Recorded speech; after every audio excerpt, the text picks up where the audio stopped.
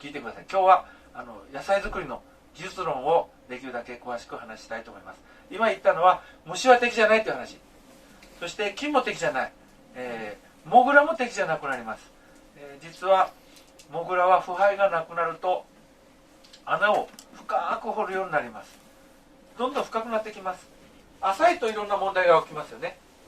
今日のような畑作っていると腐敗がないんですよ。だって有機物を深いとこ入れてないでしょ。だからモグラが来なくなります。来ても深いところ来るようになります。ただしあまりにも大量に土が悪いところに、今日のあんまり土が良くないところに急に大量に草を入れた場合はちょっと一時的に虫が発生します。その虫を食べるためにモグラが発生する場合もあります。でもそれも含めてそういう場合は2ヶ月じゃなくて5、6ヶ月置いとけばだんだん安定しますから、それから植えるということです。だからもしかしたら今年の春植えた時に虫が来るかもしれない。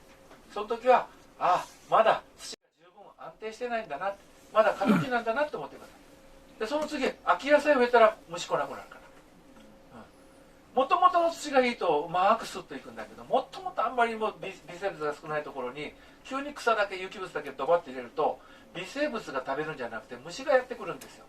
微生物だけでは食えないような大量に有機物がある場合は虫がやってきます。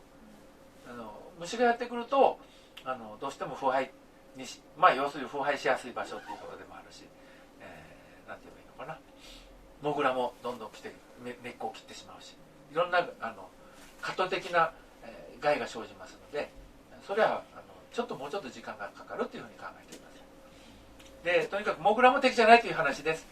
モグラは逆に味方になります。深いところ潜るとそこに空気が通るからますます糸状菌は下に入りやすくなるんですよ。もうモグラさんはウェルカムになります。だから敵がいなくなるんですよ。そして一番の敵は何です？草なんですよ。草が敵じゃなくなります。これはまだね今日のような技術が開発する前の話なんですけども、とにかく草をたっぷり入れて混ぜたんですよ。混ぜてたんです昔、土にドバッと。そしたらどうなったか、実験しました。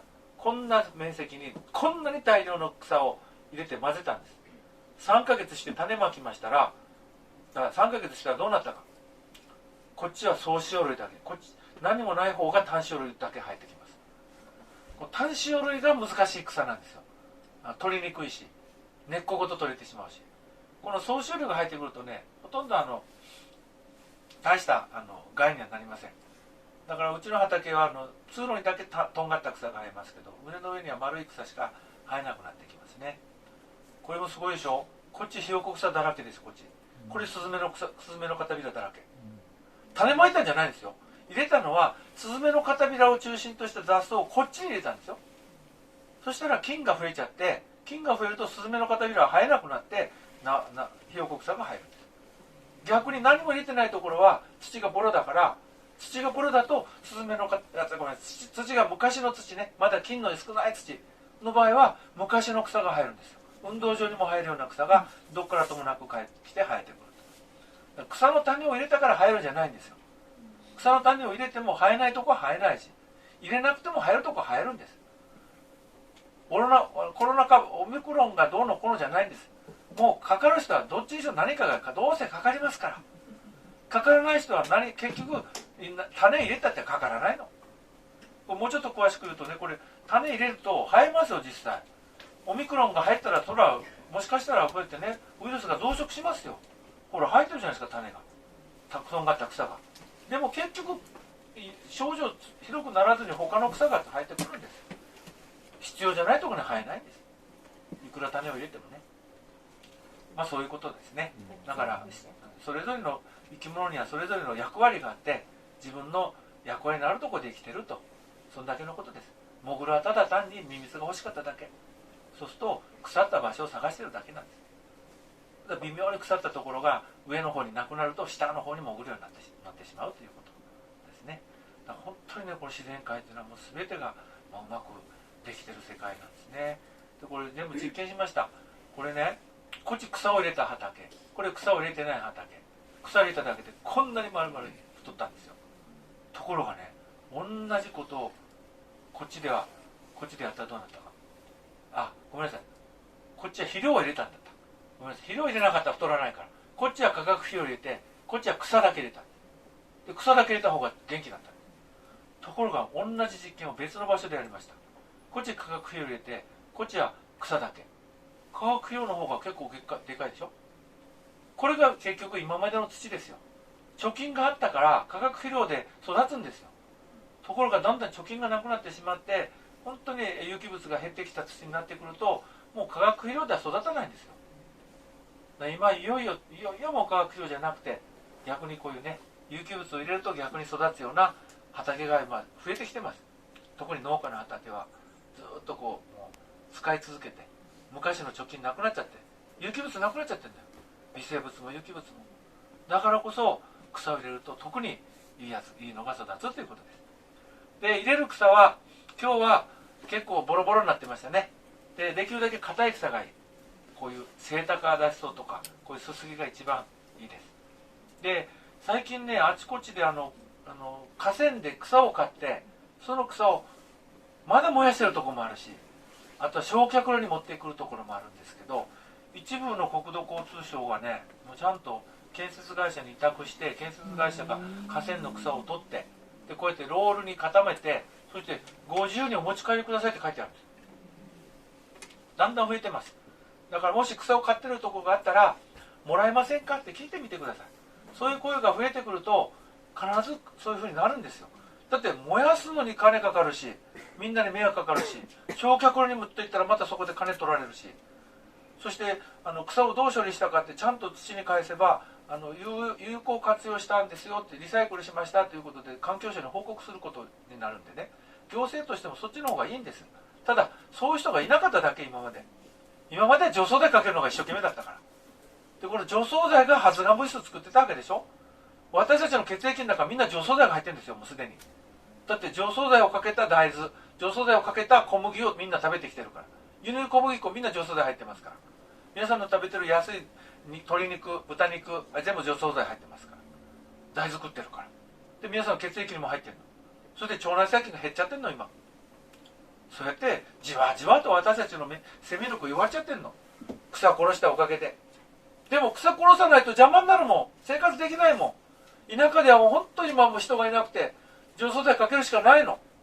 でそんな中で草が欲しいねっていう人が増えてほしいんですよ。草で野菜できるから。でそれが、ね、さっき言ったように未来まで守るし、だからこれもなんとか広げてほしいの。で山田孝之さんとかね、誰だ、柴咲コウさんとかね、もう頑張ってくれて、今からあの人たちももうちょっとね、いろいろ広報してくれて、柴咲コウの動画なんかもう数十万回再生ですからね。柴咲コウのじゃない方の動画、あれが詳しく説明してありますのでなんで笑うの？柴咲コウちゃんの方もいいですよ。あれは面白いもんね。もう一つの方も面白いですよ。あれぜひみんなで見てほしいの。それ100回ぐらい見て、そしたら再生回数が増えるとなんだ、作った人に少し収益がいくわけ。あれ一応無料で作ってくれてるんですよ。で今見れれば見るほど見ると数円来るようになってますんでね、自分が100回見るよりも周りの人にね教えてあげてください。あれ見たら作りたくなるよ。竹とかを入れ竹のさボロい竹を下に敷いてもみ殻入れてる写真もじゃなんか動画もあったと思いますんでね、ああいうのを見て、でまたこういった草を見つけて探して、なんとか草がないじゃなくて草を探すんですよ。あるんですよ結構。今まで気づかなかっただけ。例えばこれ竹ですね。竹をチップにして置いとくだけで白い菌がもう1週間でバーッとつきますから。白くなったものを入れると確実に2ヶ月後にはもう植えられる。白くなってないと2ヶ月でできるかどうか分かりませんけどね。で次もみ殻が大体こんなのが出てきますね。すごい卑猥なもみ殻があります。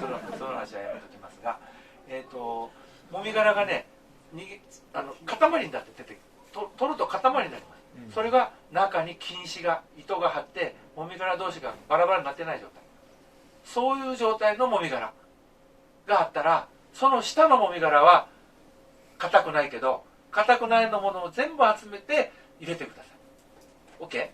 上に菌がついたということは下ももう水を弾かなくなってます。ただ空気がないから菌がついてないだけ。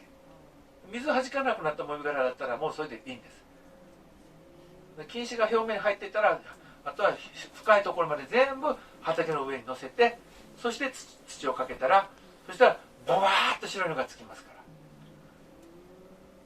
ら、そして今日やった通りですね、畝を高くして、そして、畝を高くして出口ね、とにかく出口、落とし口をしっかり取ってください。大抵目の錯覚って言って畑で水を切るとね、中が深くなるんですよ。でここが浅くなるんですよ。でそれ目の錯覚で気づかないんですよ。もともと機械で今やってますから、トラクターとかいろんな管理機とか入れるでしょ。だから必ずそうするとね、真ん中が深くなって周囲って浅くなるんですよ、もともと。それを人間が適当に水を切ると結局やっぱり浅いんですよ。だから雨が降った後必ず見に行く。そしてもしここが水が溜まってたら、それが流れるようにここ掘る。斜面にする必要ない。とにかく平行にしてくれ。水平に。水平にしたら水溜まらないから。次、もしかけら石灰が必要だったらかけら石灰を入れて混ぜる。または炭をね、ここで入れて混ぜるよ。だってかけら石灰は土を中和するため。炭は微生物の住みかだからね。土の中のいろんなところの微生物が住みやすいようにするためだから、全体に混ぜる。餌は上にする。全体に混ぜると他の菌に食われるからね。または木のチップなんかで深く混ぜると、他の菌が食いたくても木のチップは食えないから、それはずーっと残っちゃうんですよ。ずーっと残ったのが残りすぎると、今度は植物の発根阻害したりしますので、だからね、やっぱり木とかそういったものはやっぱり表面深く入れないというのが一番根本になります。でこの草もちょっとこういう白い菌がついてからの草を入れた方がいいですよということです。で、少なかったらこうして水かけながら、混ぜながら水かけてもいいですよ。でもこんな手間かけるぐらいやったら一雨当てる。じょろで表面にかけたってね、全然全体にかかりません。一定時間かけないと水が染み渡りません。ですからどうしても急ぎの場合は混ぜながらかける。じょろで水をかけながら混ぜるということです。次で、上に土を乗せて、カーブを作った。でこういうね、こうがっちりとした硬い草が理想。こういう草はね、いくら潰されても中に空洞が残る。空洞が残るから、空気があるから糸状菌が生えるんですよ。糸状菌って牛乳の上にしかつきませんよね。牛乳の上にカビを吹きますけど、牛乳の中に入ってきませんよ、カビは。だから土の中がもしびちょびちょになったら全然カビ入っていけません。入ってたカビが染みます。だからびちょびちょにならないように今日のようにね、したわけです。かといってカラカラはダメだから、カラカラ乾いてたらダメだから重しを置いたということですね。こんな感じで、重しを置いていきます。で1ヶ月も経ってね、マルチを開けて掘ってみると意外と白くなっています。2ヶ月経ったら植えられるということですね。そしたらこれくらいやりましたね。土まで出して水をかけてから植える。こんなふうに、ね、根鉢の横に土が見えてればそのまま植えてください。もしこの白い根できれいに鉢が出来上がってたら、土が見えないぐらいに根が入ってたら根をほぐしてください。そうしないと根が外に出られなくなっちゃいますからね。これが断面図です。場合によってはこんな感じで苗全体が埋まっても構いません。全然問題ないです。かえって安心です。で外に出た、ここで活着して外に出ると紫外線に当たるから、それに打ち勝つわけ。ところがこれが最初から地面外に出てたら、急に苗を植えるとね、紫外線に急に当たるもんだから酸化するんですよ、植物だって。慣れっていうのが必要なの。だって飼ってる苗ってほとんど日陰ですから、直射日光に当てたらもう水ばっかりするもんだから、もう乾いてしまうからね。ナスとかキュウリとか見てごらん、ホームセンターとかみんな日陰で上に売ってるから、あれをポンと外に出したら酸化するんです、葉っぱが酸化すると必ずも虫が来たり、例えばウリハムシね、よくキュウリなんかにウリハムシが来るじゃない。あれも全部そう。皆さんには見えないけども葉っぱ自体が弱ってんの。弱ったものばっかり食いに行きます、ウリハムシって。だからウリハムシが悪いんじゃないの、植え方が問題なの。そういった意味でこうやってね、日陰になるっていうのが、日陰になるとかえっていいぐらいです。そしてそうするとここから根が生える。根と菌糸がつながる。これ実際の写真が、これが根です。これが菌糸です。ちょっと真っ白いのが菌糸ね。して、こういうのが出てきますよ。これもみ殻からほら白い菌糸がバーッと、これ根っこじゃないですよ、菌ちゃんですからね。これが根っこ、これが菌です、これが根っこ、これ菌ですね。こんな感じで菌とお野菜がつながっていくとどうなるかというと、面白いのがこれね。例えば無肥料の畑で本当に肥料がないと最初こんな状態ですよ。植えて 2,3 日はこんな状態で、菌とつながったら急にこんな肥料が効いてくる。全然肥料いてないのよ。菌とつながると菌から肥料をもらえてこんなに元気になっていくというような写真ですね。そして動画を見せました。北海道テレビさんがね、いい動画作ったんで。糸状菌土に根付くと大気中の窒素を肥料に変えることができる窒素固定細菌を取り込みます。すると糸状菌は土の中の有機物を分解しながら増殖。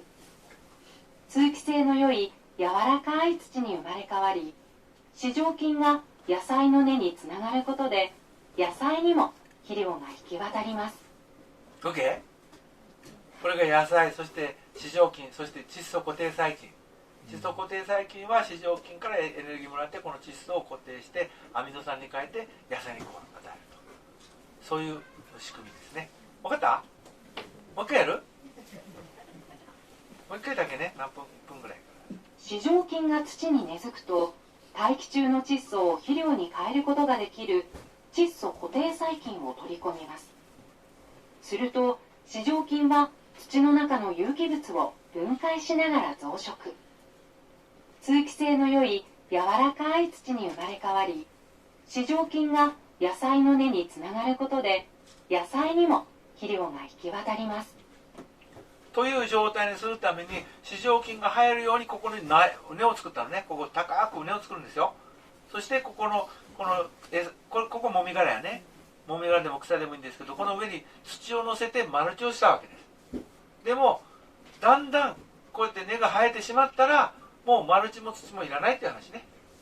上の方は乾くけど下の方で糸状菌が食べてどんどん根が生えてきますから、最終的にはもうマルチもいらない状態になっていきます。はい、次です。プランターの一応ざっと言っておきます。プランターでもできますけど、プランターと畑と違うところは、プランターは特に水はけが悪いの。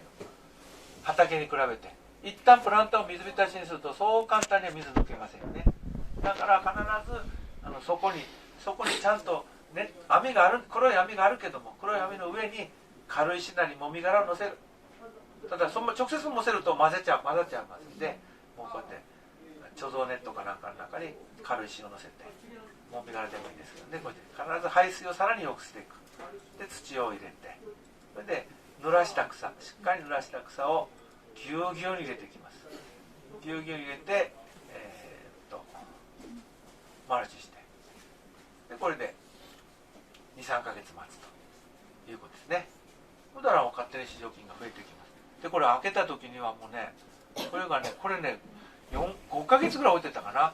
それで開けたらもう土の上までこうして菌糸が上がってきてるんですよ。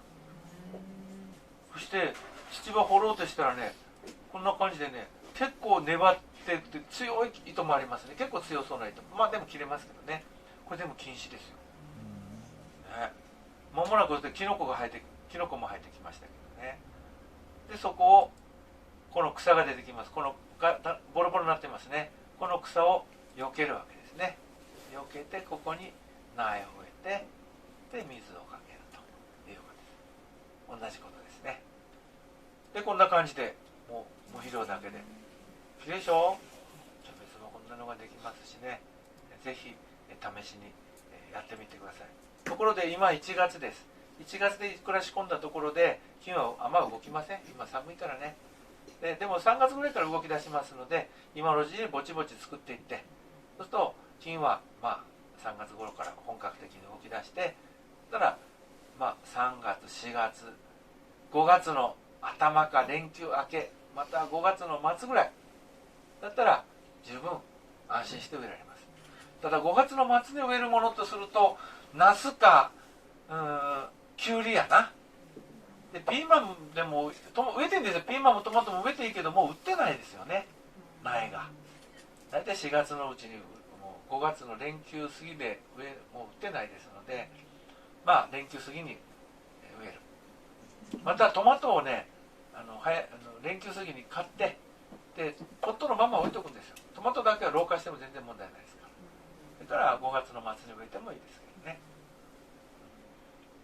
まあそういうことで、夏野菜を植えて、そして今度トマトが育ってる横で株元で、例えばブロッコリーの苗を植えても構いません。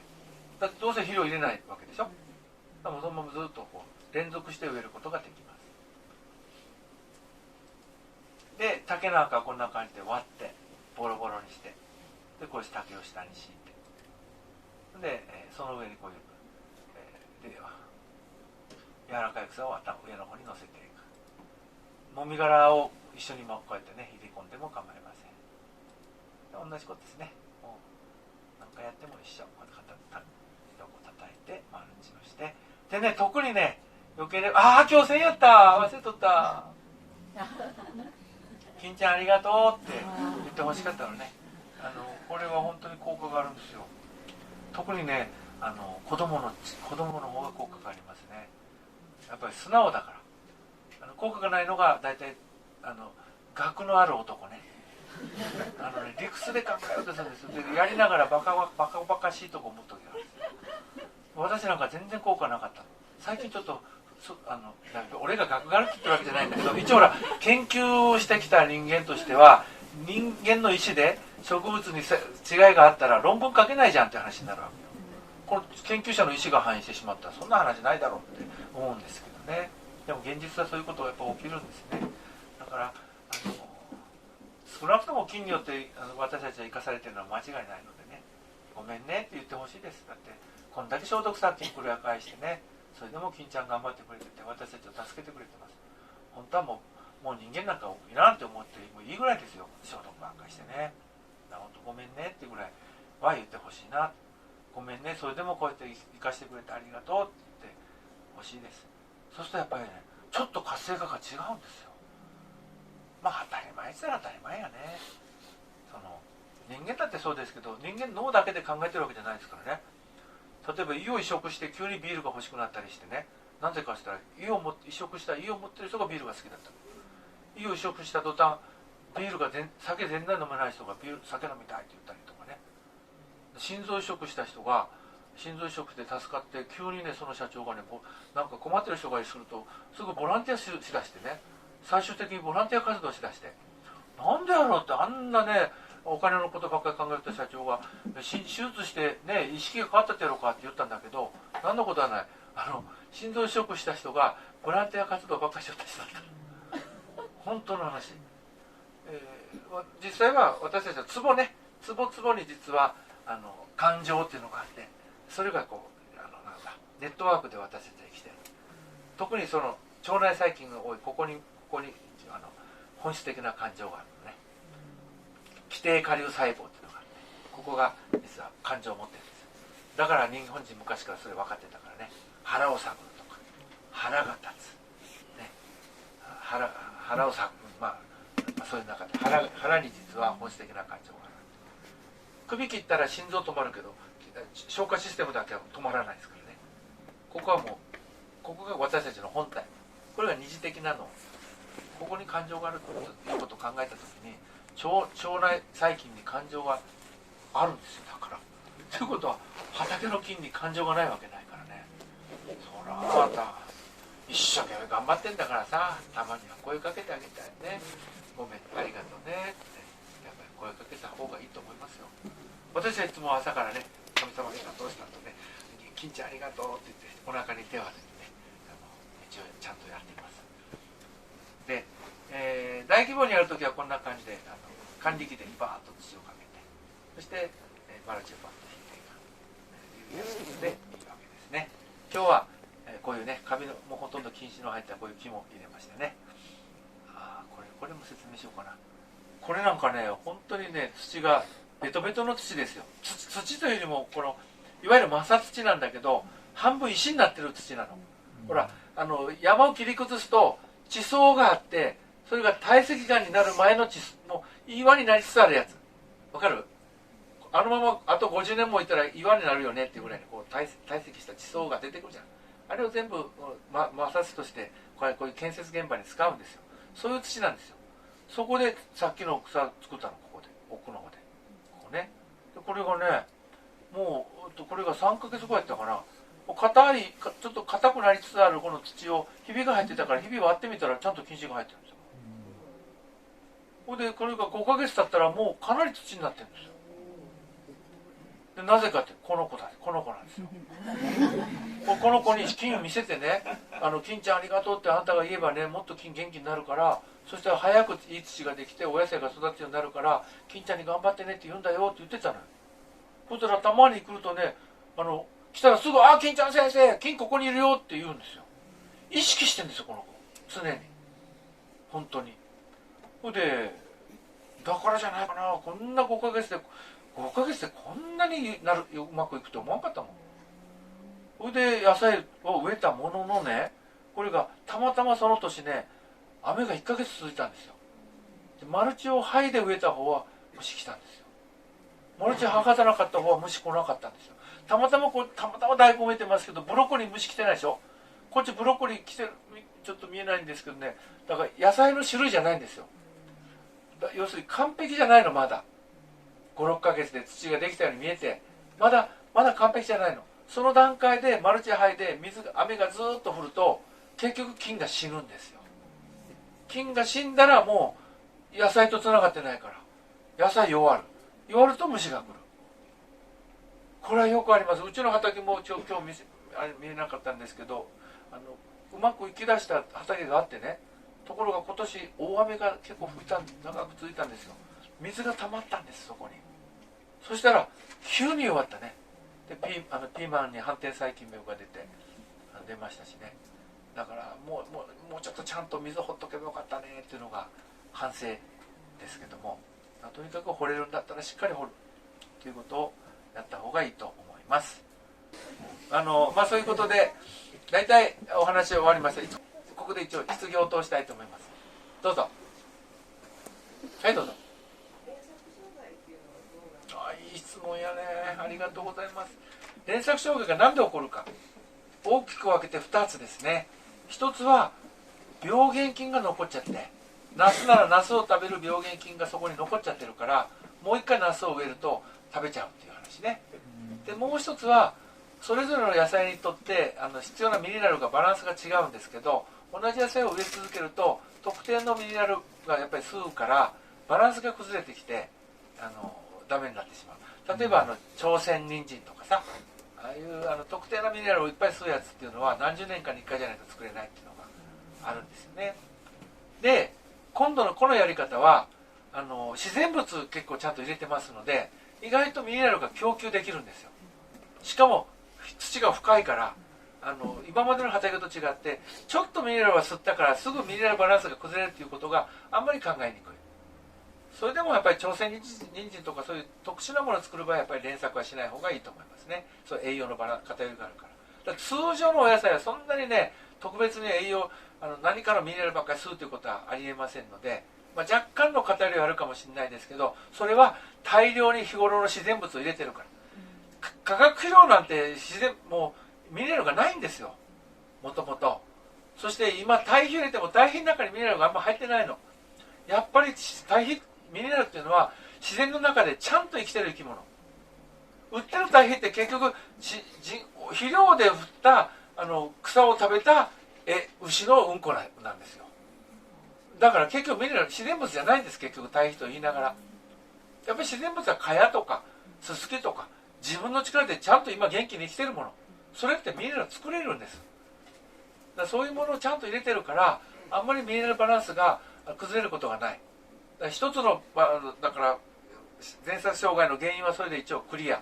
もう一つの障害、それは病原菌がもしいたらもう一回同じ野菜を食べるって話ね。でもそれは病原菌の話なんですよ。ここでは有用菌が増えてるわけ。有用菌が増えると気候的に病原菌減ってくるから。ということはあなたがナスだとする、私が菌だとする。私はあなたの病原菌じゃなくてつながるのが好きなの。はい、つながろう。ほらつながるわけよ。ほんとにあなた元気になるわけ。ほんと来年あなたが来たとする。ちょっと困るのよ。この人は、ね、知ってるから。昔の彼女ね。すぐ合体できる。これ初めてやからどう合体するかいいかちょっとなかなか難しいところがある。ということは同じナスを植えた方がすぐ合体するんですよ。だから連作した方が育つがよくない。だから連作してうまくいってる人結構。ただし現実問題、有用菌だけ育つわけ。やっぱり有害菌もって結構育つんですよ。だから現実の話で言うと連作できる間はやってください。で連作してなんか調子が悪くなったらちょっと変える。要するに病原菌がいるっていうことになるから、その病原菌が食えない野菜に一旦変える。例えば何があるかな。すぐ出てこないな。サビ病が出たらサビ病の出ない、全くサビ病の出ないような、油なんかはまずサビ病が出ないでしょ。そういったものを植えるとかさ、とにかくその病気が出ないようなものを植えて 2,3 年植えるとか、そして病原菌をなくしてからやる。または一番いいのは耕作放棄地で始めるんですよ。普通の農家の畑はやっぱり病原菌もいるから、有用菌を増やしたところで病原菌が完全に消えるわけじゃないからね、完全に仕留められない場合があるから、だから耕作放棄地だったらうまくいきます。ただし耕作放棄地っていうのが意外とないんです。農家の言う耕作放棄地って野菜を植えてないだけで実際は草刈ったり耕したりしてるんですよ。耕作してるじゃない。結局本当の耕作放棄地っていうのはセーターガラストが身長よりも高くなったもの。こんくらいセーターガラストが生えてるやつってまだね 2,3 年しか耕作放棄してないか、または時々混ぜてる。だからいつまでたってもでっかいセーターガラストが生えない。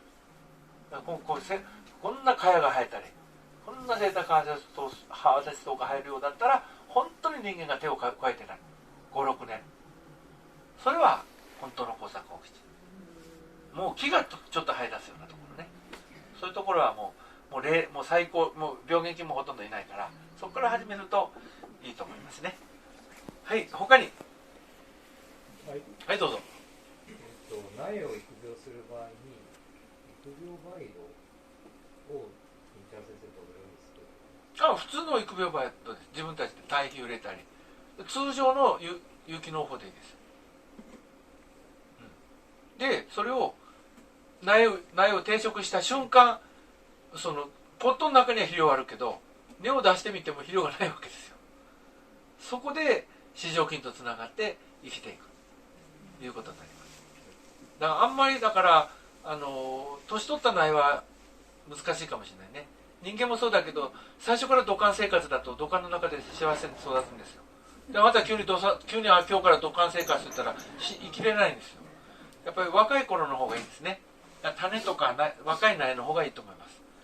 でも私たちがやってて老化した苗で、老化した苗植えたことないからな。でも老化した苗ほどうまくいかないかもしれませんけどね。大抵うまくいきます。はい、他に。はい、どうぞ。果樹の苗を今年植えようと思ってるんですけど、同じようなやり方。果樹最高。果樹は耕せないからね。同じです。もうとにかく上にとにかく置く。でマルチしなくてもいいよ。マルチしなくてもとにかく横をとにかく掘る。斜面だったら斜面の上側を浅くでもいいから浅く掘る。上側を雨が流れ込まないよ。大雨が降った時水の中入るやん。その水を横を深く掘る。そしたらその果樹の土はびちょびちょにならないんですよ。雨が降っても。こんもり盛るよりも平らなところの周り周辺を掘った方が。それはその場所によって違うわ。その場所によっていろいろ考えてください。こんもり持った方がいい場合もありますよ。周りが水浸しになりやすいんだったらね。とにかく水を切らないといけない。はい、マルチまでして完璧に水切ると逆に水不足になっちゃうから、とにかくしっかり水を切って、で上に必ずいっぱい乗せておく。今日のようにね。もう木があるなら木ポンポン乗せて、そしてその上にね菌糸のついた木を乗せて、その上に最後にもみ殻を乗せて、もみ殻だったら風が飛ぶからその上にもうちょっと何か重しを乗せてもいいし、土をちょっと乗せてもいい。その代わりに23年はかかっちゃうよ。23年かかってだんだん野菜がいい、まあどうせ木はね23年以上かかるし、はい、それで全然問題ないです。はいどうぞ、他に、はいどうぞ。家から出る生ゴミと、あと薪ストーブがあるので灰が出るんですけど、この2つをなんかどういうふうに活用したらいいかなと。灰はもう先ほど言ったようにまあ、灰はミネラルの塊ですね、まあ、アクとも言いますけどね、あれはもう最高のミネラルの塊ですので、花咲おばさんになって途中で追肥的に使うんですよ。最初から入れちゃうと溶けちゃってもったいないの、だから追肥的にいろいろ何でもかけてください。生ゴミはもう生ゴミ、今日のような無肥料栽培じゃなくて、生ゴミっていうのはもう肥料ですから、ただ腐れやすい肥料ですから漬物にして入れます。柴咲コウさんの動画の中でもちゃんとやってますから、あれもう一回よく見てみてください。一回漬物にして畑に入れると腐れないんですよ。直接生ゴミ入れると腐っちゃうのね。大根を畑に埋めると結構ドロってなりますよ。ところがたくあんを畑に入れるとドロってならないのね。1週間経ってボロボロっと消えていくから、あれが腐敗菌を通さんで分解していく過程ですね。はい、はい、他に、はい、どうぞ。花壇みたいになってるとこで水を切るのどうして。花壇で花壇って周りが。花壇をもう一個ブロック立てて土を高くするしかない。土を高くしても土を脚度、その流れで落とすところがない時。いやだから高くすればどっか落ちるから、プールには水はたまらないでしょ。それ自体を高くする。ブロックをもう一段積んで周りの土を少し集めて、それとかためる、高くする。またはたまらない、たまるって言いながらよく調べてみて、周りのブロックのとことかどっかに穴があるはずよ。また穴作って溝に落とすように穴を掘る、穴を開ける、それも大事。はい、他に、はいどうぞ。プランター栽培なんですけど、プランター栽培を何栽培、プランターはい、なんですけど、衣装ケースの大きいやつみたいなのをプランターの代わりに使ってやることっていう。無理や、衣装ケースの深いやつならいいけどね。だったら全然問題ないですよ。だったら、こういうのをなんか施設の菜園みたいな感じで使ってやるのは、大丈夫。下をしっかり言われた通りにやれば。そう、軽いしか、もみ殻が一番いいと思いますよ。もみ殻最終的に菌の餌になるしね。もみ殻たっぷり敷いて、5センチから7、8センチぐらいを敷いて、それから土のせる。そして下の方の衣装ケースのちょっと穴を掘っとく。ほったらもうスッス水落ちるから。とにかく水をとにかく落ちるようにしとく。下がしっかり水落ちれば横が透明でも別に問題はない。いえ、透明だとやっぱり光が当たって土が熱くなりやすいです。プランターは全部そうですよね。やっぱり周りに何かこう囲ってあげて熱くならないように。そうそう、熱くならないような工夫をする。